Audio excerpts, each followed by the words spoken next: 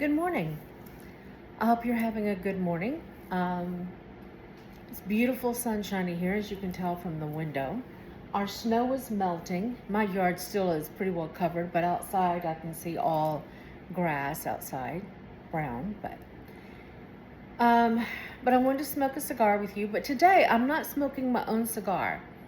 I was gifted this, and this is a Davidoff. Okay, this is a Davidoff, which is a very famous line. And this is a full Nicaraguan, and this is the Diadema cigar.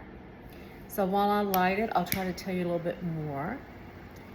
The history of Davidoff is quite fascinating. I got to hear it one time at an event.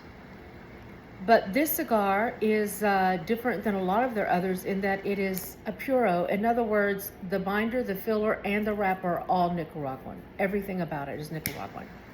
Nicaraguan tobacco has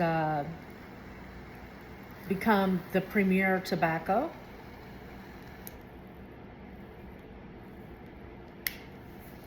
And in 22, Nicaraguan cigars, they sold 2.25 million Nicaraguan cigars.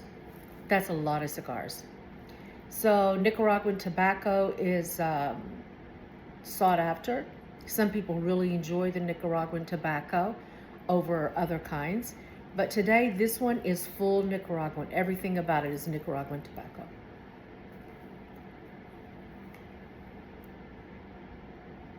It's really nice. This is the first time I've smoked this cigar. Give me just a second.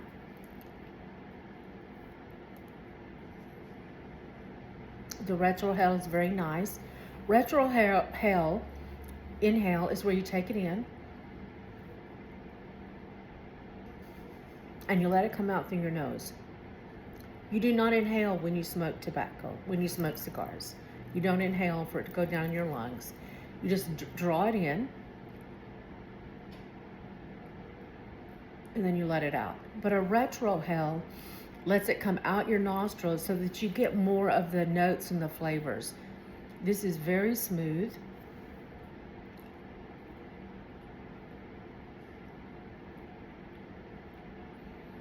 You get kind of a little bit of a coffee.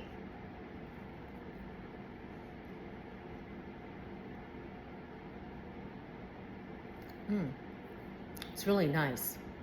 Anyway, so this is the Davidoff Diadema, full Nicaraguan. So for the story of the day, you know, many times when you're having a hard time, it's easy to kind of shut down and isolate, and you may be involved in life, you may be out among people, but you just kind of keep to yourself because times are hard, you know.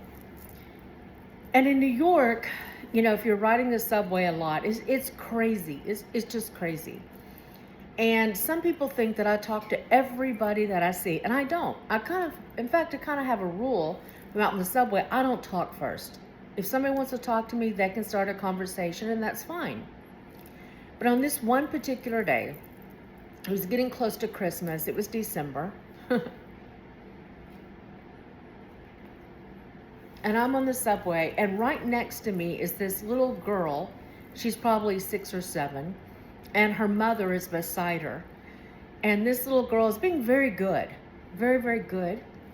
But she looks up at me, and I'm telling you, I could feel every fiber of her being just zinging with excitement. And she looked at me and she went, "Are you being good for Christmas?" And I could feel the desperateness in her voice of she was trying so hard. And I looked at her and I said, "Oh, yes, I am. Are you being good for Christmas?" And she said, "Yes." But her mother behind her was exhausted. She was leaning over, had her elbow propped up on her knee. And I could see her pass the little girl, and the mother went, "No, she's not." And I chuckled. You know, I raised 7 kids. But this little girl was precocious. She wasn't being ill-mannered. She wasn't rude. She wasn't running around. She wasn't being noisy. She was just engaged with life. And so I thought, to give the mom a break, you know, I would continue the conversation that this little girl started. And I said, so what are you going to do for Christmas?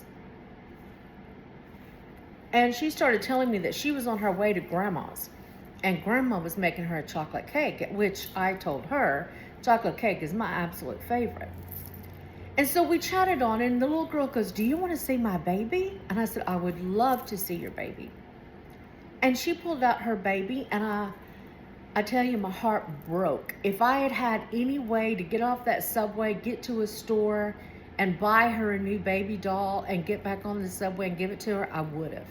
I would have done without meals to be able to buy a cheap baby doll for her. Her baby was about this tall, and it was a little plastic mermaid. I'm guessing from The Little Mermaid, the movie. Almost, her hair was almost gone, her color was faded, but this was her baby, and she was so proud of it. So she handed me her baby, and I held her baby, and I put the baby up on my shoulder and just lightly patted her. And the little girl's like, she went to sleep. And I said, yeah, she did. So I just kept patting her baby, and the little girl keeps talking and telling me about Christmas and Grandma and everything. So we talk on for quite a while. I can't remember what all this precocious little girl decided to tell me, but I was having fun. And after a while, I noticed that everyone in our little portion of the subway was leaning in, listening, because she was quite the conversationalist.